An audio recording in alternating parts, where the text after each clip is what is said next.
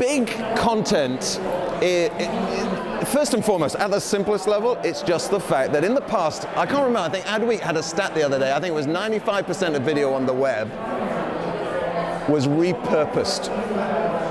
And part of the big content theme was actually this year, content is being produced as what we're calling native digital video for digital distribution rather than simply repurpose. And there's loads of it, bigger budgets going in there. So one is just a sheer volume thing.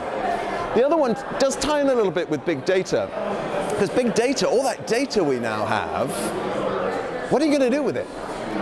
Using that data to mine insight and to use that among all that content now to find the content that connects with an audience, that has value for an audience and serving up. So there's definitely a play here on the marriage between big data and big content, because the challenge for audiences now is connecting with the stuff that they really want. So, and also the challenge for brands is connecting the content with the audience. So there's a big data theme.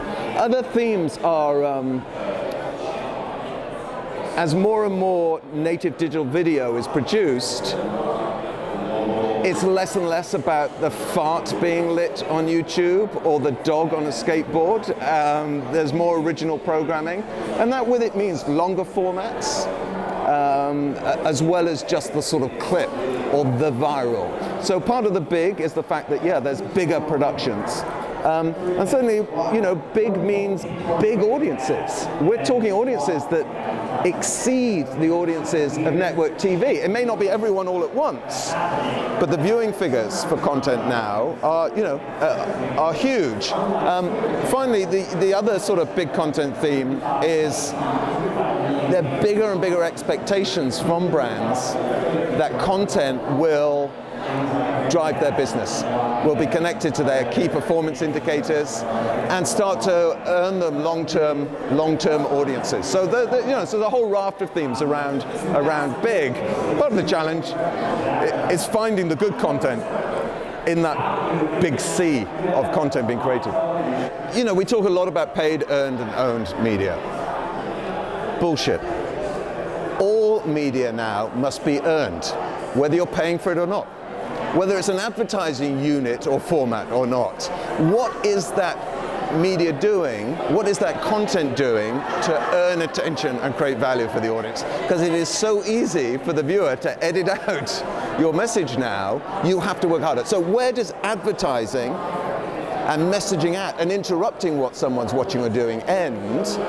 And earned media, earning attention, creating value start. Now, you know, there are examples of custom pre-roll which can earn attention and create value because they're thematic and they're relevant. That's the sort of first stop of going from messaging at to creating content for an audience. So you keep moving on that continuum, and the ultimate content is content that people really seek out and choose to watch, not ambushing them with your content.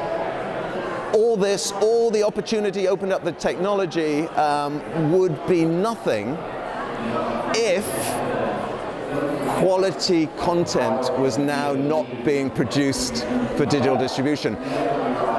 Quality content, and also content with the qualities that are needed to command an audience now online and at scale. So for me, that's the big story here. This is not about cheap TV. This is not about repurposed video. This is about great original content created with digital audience and digital distribution as its starting point.